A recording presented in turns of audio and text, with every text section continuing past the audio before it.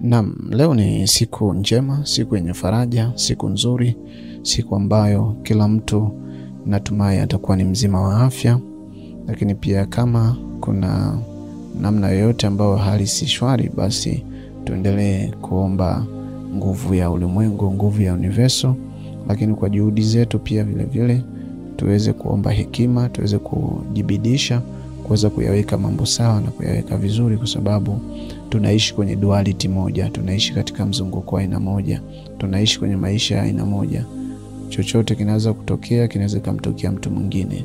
Kwa hiyo unatakiwa kuishi kwa kutambua tu kwamba haya mambo yapo na yanatokea, na uweke matumaini katika kila ambacho unachokiamini. Kupata uzima, kupata afya, kupata neema, kupata baraka, hilo ni jambo la msingi la kutanguliza katika maisha. Lakini leo katika Human Hits ya Come TV Tanzania tutazungumza mambo ya msingi sana leo, na ningependa sana kuweka usikivu kwa yule ambaye umekuwa ni mfuatiliaji.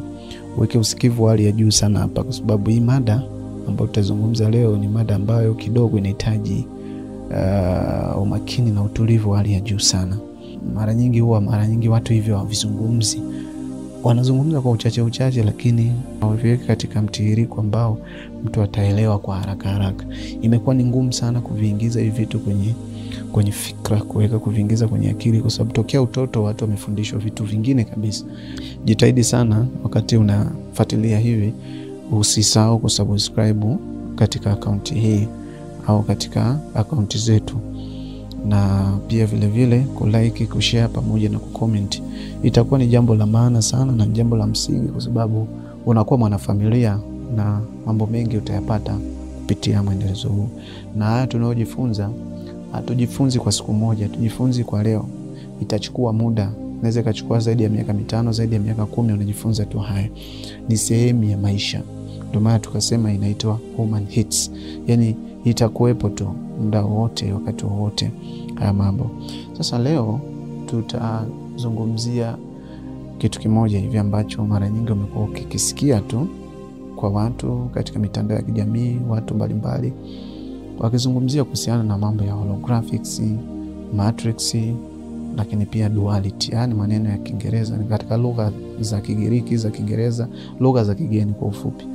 Tutafasiri katika lugha ya Kiswahili inaeleweka vizuri, ili watu hata wa kawaida waweze kuelewa nini inakuwa inamaanisha. Unaona, tutajitahidi sana tuweke maneno ya Kiswahili sana. Hata kama itakuwa ni la Kiingereza, lakini tutalifafanua kwa Kiswahili kwa lugha nyepesi. Sasa leo tutaelezea kwa kina sana, kwa undani sana kuhusiana na hali halisi ya mawazo ya kina katika muundo wa kifalsafa unaohusiana na uwakilishi wa ulimwengu katika njia holographics, matrix na mifano ya ulinganifu katika maisha, yani duality. Sasa ulisikia neno duality, ulisikia neno holographics, ulisikia neno matrix. Holographics kwa Kiswahili chepesi kabisa ambacho kinaeleweka tu kwa lugha nyepesi, holographics ni kama picha, taswira fulani, picha fulani hivi, taswira fulani ya kitu fulani, kama vile unavyoona picha yako kwenye simu, unaona kitu kwenye kioo, yani ile picha, ile taswira ndio tunasema holographics. Yani picha umeiona sehemu fulani, lakini sio uhalisia, lakini ndio ni uhalisia katika mtazamo wa taswira. Kwa hiyo ndio holographic tunaomaanisha. Lakini matrix inakuwa na maana ya mfumo wa kimtandao ulimwengu, kama vile tunavyoona Voda, Tigo, Airtel, kunakuwa na mfumo wa kutuunganisha pamoja. Kwa ule mfumo ndo tunasema sasa kwa lugha nyepesi, au kwa lugha ya Kiingereza tunasema ni matrix. Lakini duality tunaweza kusema ni mzunguko wa kitu fulani, yani wa jambo fulani ambalo linatoka hapa linarudi hapa, linatoka hapa linarudi hapa. Tunazunguka tu pale, yani tuko kwenye mduara mmoja.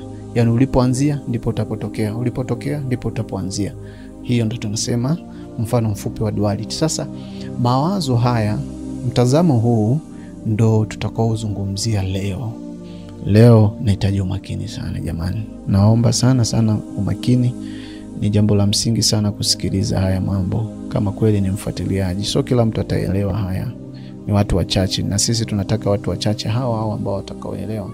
Tutakuwa na msingi mzuri wa kuweza kuhakikisha kwamba tunasaidiana kwenye mambo kadhaa ya kimaisha. Sasa tunaanza na namba 1.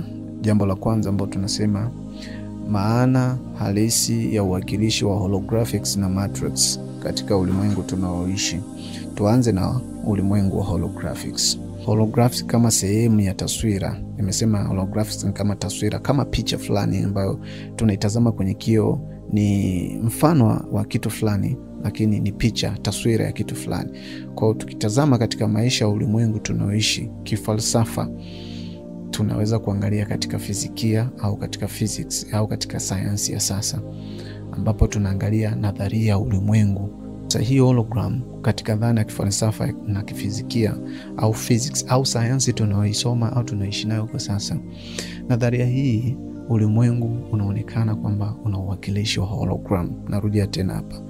Ukiangalia vizuri kwenye mitandao, ukaangalia maisha ya kawaida, ukaangalia vitu ambavyo tunavisoma vya spiritual na nini na mambo yote unaona yanaendelea hapa, unaona kabisa kwamba kuna uwakilishi wa hologram katika ulimwengu. Sijui kama umenielewa hapo, umenipata? Yaani kwa mfano, sauti tunavyowasiliana na mtu yuko Dar es Salaam, yuko Kenya, yuko Rwanda, yuko Uganda, yuko nchi za mbali, tunawasiliana naye kwa njia ya picha, tunawasiliana naye kwa njia ya sauti. Hii ni mifano ya hologram. Kwa hiyo tunaona kabisa kumbe kuna picha halisi ya taswira halisi ya ulimwengu kuwakilishwa katika hologram. Yaani mawazo yetu, matukio yote tunayoona katika mifumo, taswira zote ziko katika mifumo ya juu, zipo katika kitu fulani hivi, kama vile tunavyoona ether au ulimwengu wa nje. Tutakuja kuzungumzia nini maana ya ether, kuwa makini sana, kumbuka hilo. Ether au ulimwengu wa nje, hii inahusiana na wazo au mawazo tunaoishi nayo katika mfumo fulani ambao unaitwa simulus au unaweza kusema muundo wa matrix. Narudia tena, matrix ni mfumo wa kutuunganisha pamoja, kile hichi ya tunakuwa kwenye mfumo fulani hivi. Sasa tumetazama ulimwengu kama hologram. Sasa tukiangalia katika eneo jingine, tunakuta mili yetu na vitu vyote ya viumbe unaoviona hapa duniani ni kama vifaa, na hapa tunaangalia haswa katika eneo la viumbe wa ether wa milele. Nilisema ili neno ether, weka dot, liandike pembeni.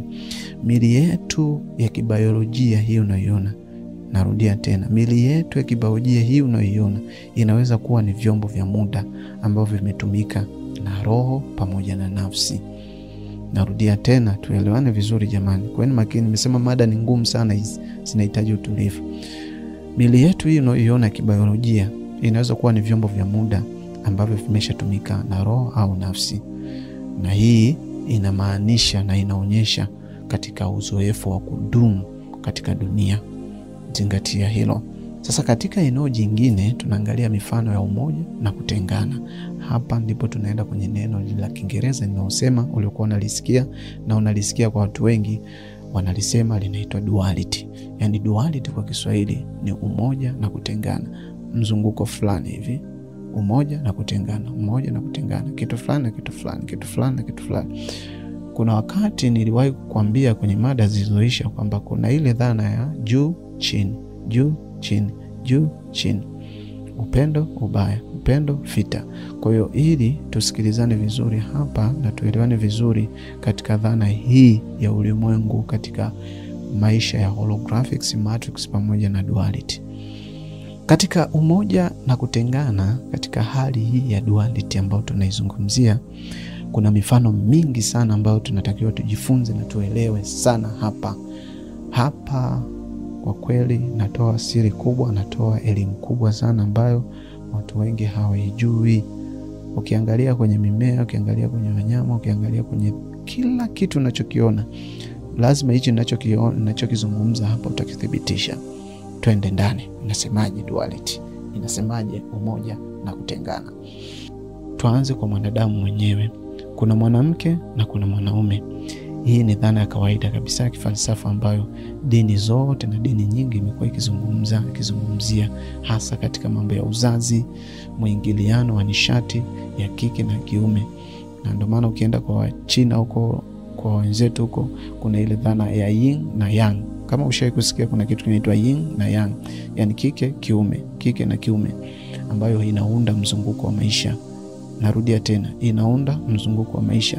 Yani mimi mwanaume, huyu mwanamke, katika wanamke na wanaume, hasi na chanya, mwanamke na mwanaume tumeingiliana, tumeenda kuunda umoja. Tumeenda kuunda umoja kwa kuzaa kiumbe tena kimoja. Yani kuna kamzunguko fulani ambapo ndo tunasema umoja na kutengana, duality. Tunaendelea chini hapa chini tena. Kuna kitu kinaitwa upendo na vita, ambapo upendo huwa mara nyingi mnasikia Zuhura Zuhura, Zuhura Zuhura. Kuna kitu fulani hivi nitakuja kuzungumzia kwenye mambo ya sayari, Zuhura na Aries, Zuhura na Aries, au kwenye mambo ya nyota wanazungumza sana hapa. Zuhura inasimama kama upendo na Aries inasimama kama vita. Aries na Zuhura ni nini? Tutakuja weka andika hiyo, tutakuja kuielezea baadaye. Upendo pamoja na vita ipo pia katika dhana hii ya umoja na kutengana, yani duality. Hii tunarejea katika watu wa zamani ambao walikuwa wanaitwa Wagiriki. Katika miungu ya kale kabisa huko, walikuwa wana tamaduni za uwakilishi wa nguvu hizi tofauti za ulimwengu. Walikuwa na kitu kinaitwa upendo, walikuwa na kitu kinaitwa vita. Walikuwa na kitu kinaitwa amani, na kitu kinaitwa mzozo. Zote hizi nguvu mbili katika namna ambayo unaiona ya msingi na muhimu, haya yote yapo katika mzunguko wa maisha katika hali ya usawa. Yani unapomaanisha upendo na vita, haimaanishi upendo ni bora zaidi kuliko vita, haimaanishi vita ni bora kuliko upendo. Tutakuja kuelezana hapa chini, utanielewa tu. Twende taratibu, kaa kwa kutulia, sikiliza kwa umakini.